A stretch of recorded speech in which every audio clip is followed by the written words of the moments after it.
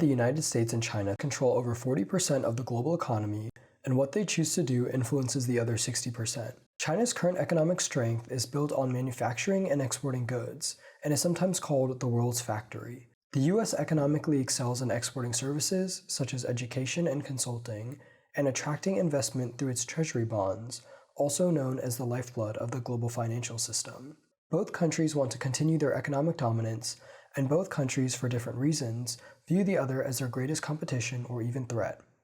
By dividing up essential resources, building new supply chains, and investing in industries designed to outcompete the other, the choices Beijing and Washington make will impact the entire globe. How did we get here, and where are we going? We talked to two experts to understand how the US and Chinese economies run the world and what they do to keep it that way. First, let's speak to Professor Ka Zheng to learn more about China's role in the global economy. China views itself as occupying an increasingly central, influential, and strategically vital position in the global economy. And it is important for us to keep in mind the context of China's economic transformation. China has rapidly transformed itself from a predominantly agrarian economy and low-cost manufacturing hub into a complex and globally integrated economic powerhouse.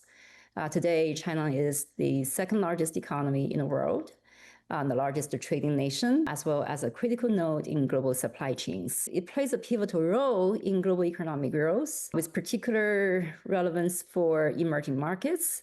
And it is also a major source of both capital and manufactured goods for both developed and developing countries. The Chinese government has adopted a set of policies to strengthen its domestic economy and the competitiveness of its industries.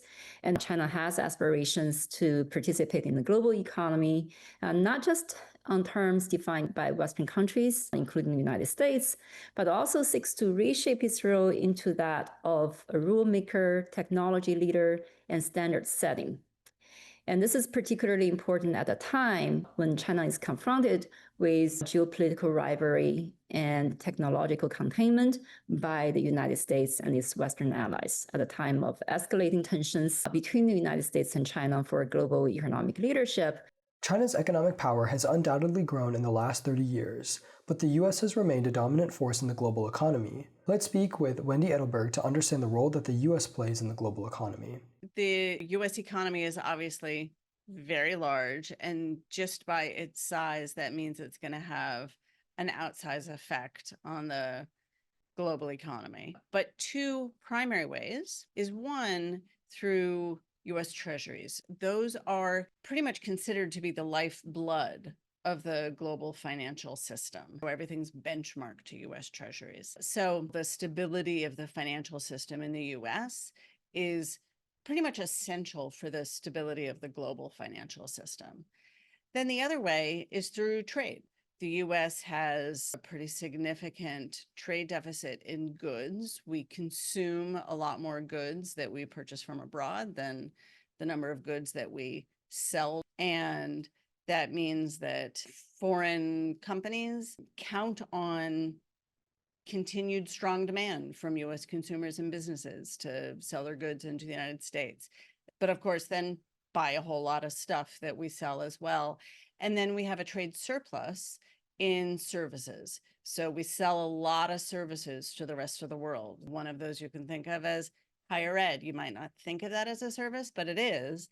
And when students from all over the world come to the United States for education, that is at its core the US exporting that service abroad. So those are two really big ways that the US affects the global economy. So now we can see how these economic giants play a role in the global economy, but how do they protect their spots at the top? The Chinese leadership has stepped up its effort to strengthen the Chinese economy and reduce its vulnerability to economic pressure from the United States and others. We can see that the Chinese leadership has adopted a wide range of strategies. This includes, for instance, the so-called dual circulation strategy, which sought to reduce China's dependence on the external economy on exports to the international market, to emphasize the importance of domestic economic growth and consumption. A second important strategy that the Chinese leadership has adopted was to increase its technological self-sufficiency and self-reliance. In light of the Western sanctions against the Chinese firms in the tech sector, such as Huawei and ZTE, the Chinese government has poured massive amounts of money in the development of cutting-edge industries, such as artificial intelligence, semiconductors, quantum computing, and electric vehicles. We have also seen the Chinese leadership increasingly responding to Western restrictions on trade and investment from China by developing its own toolkits for economic coercion. One example is the development of these export control and investment restrictions by the Chinese government. For instance, China has limited exports of rare earth elements in order to maintain leverage over supply chains in advanced electronics and defense. And at the same time, the government has imposed some controls on outbound investment from China, both in order to keep capital within the country and to prevent strategic technological loss. And the government has also come up with a set of industrial policy, including the ambitious Made in China 2025 plan, which was designed to increase China's economic prowess and leadership and to dominate high-tech sectors globally. Externally as well, the Chinese government has pushed for the internationalization of the Chinese RMB and to expand its influence in institutions such as the Asian Infrastructure Investment Bank and the New Development Bank, led by the BRICS countries. Another notable development in Chinese foreign economic policy in recent years was the promulgation of the so-called Belt and Road Initiative, which was launched by President Xi Jinping in 2013. Through this initiative, China seeks to transform itself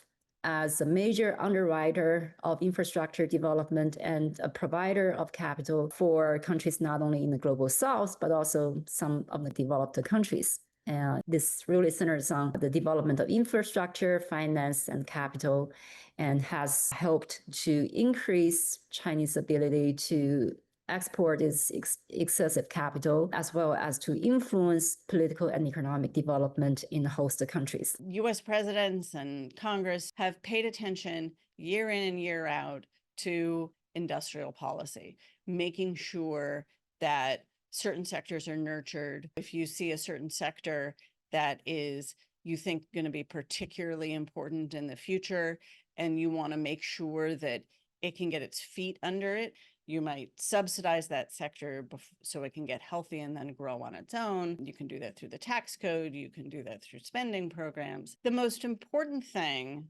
that policymakers in the US need to do is make sure that US treasuries are trusted financial instruments. The whole system basically falls apart if investors in the US or investors abroad start to lose faith in US treasuries. And then on trade, one of the ways that you might protect certain industries is through trade policy. Tariffs is one of the ways that you might want to protect a growing industry. This has been used in various ways in the United States, but of course, there are also non-tariff barriers. There are lots of ways where you might try to protect a given industry in your country from foreign competition. Or you might worry about geopolitical concerns. For example, you might worry as a policymaker about the manufacturing of really sophisticated technology that you think is super critical for military reasons being exported abroad. And so what you're effectively going to do is put on export controls. You're going to tell that company, you can export here, but you can't export there. And that is also a lever that policymakers can pull when it comes to affecting how, in this case, the United States is involved in the global economy. Both the US and China are actively working towards strengthening and maintaining their economic dominance, but these actions can be seen as hostile by the other. So, how do they react? And what repercussions are those actions having on the global economy? In light of the foreign retaliations against China, the Chinese government has resorted to certain trade policy tools as leverage to either punish or reward economic partners. So, for instance, in the aftermath of the trade war that took place during the first Trump administration, the Chinese government imposed the tariffs on US agricultural products and some other imports, presumably to target politically sensitive sectors within the United States. And more recently, it has also adopted policies that restricted imports from countries that were critical of China. For instance, in response to the deployment of the THAAD missile system by South Korea, the Chinese government has imposed sanctions on certain South Korean brands. I think it is also important to notice that the Chinese government has tried to boost domestic consumption and investment as a way of reducing its external vulnerability, and to do so in a way that demonstrates a certain degree of strategic restraint. China has been careful to avoid escalation in its trade conflicts with the United States because Chinese companies are heavily dependent on global supply chains. The US remains an important consumer market for Chinese firms and companies. The US also continues to dominate technology in certain critical sectors. And so the Chinese leadership recognized the importance of its interdependent relationship with the United States, and so has been careful to prevent the full decoupling of the Chinese economy from those of the United States and Western countries. So overall, the Chinese leadership has adopted to a set of policies to shift China's role from a factory of the world to both a technological and economic powerhouse with global influence and fewer dependencies. One thing that I just want to make sure that's on people's mind is trade policy uncertainty. We have trade policy right now that's lurching from point to point to point across days, sometimes within a day. And that is making the investment environment in the United States really challenging. And I suspect making the investment environment in other countries really challenging too. It is very hard in this environment to plan. And my worry is that we're going to see investment reach terrible lows in the US as a result. And I worry that that uncertainty is not going to be resolved anytime soon. You might worry that the global investors or sovereign wealth funds across the world start to worry about US treasuries. People like me have long been saying the primary importance of the US dollar and US treasuries is likely to decline over time as other countries become larger and the euro becomes more important and the Chinese yuan becomes more important. But if what we're talking about is something very abrupt, that's super painful, not just for the US, but for the global economy. Another thing that we should be talking about is as US trade policy becomes so uncertain, it is just a reasonable step for any other country to think about becoming less dependent on the US. That just makes perfect economic sense. And so my guess is that that is a trend that we're probably already seeing and we will continue to see as other countries figure out how to be less reliant on the United States. And that's not just only with goods, that's also with services.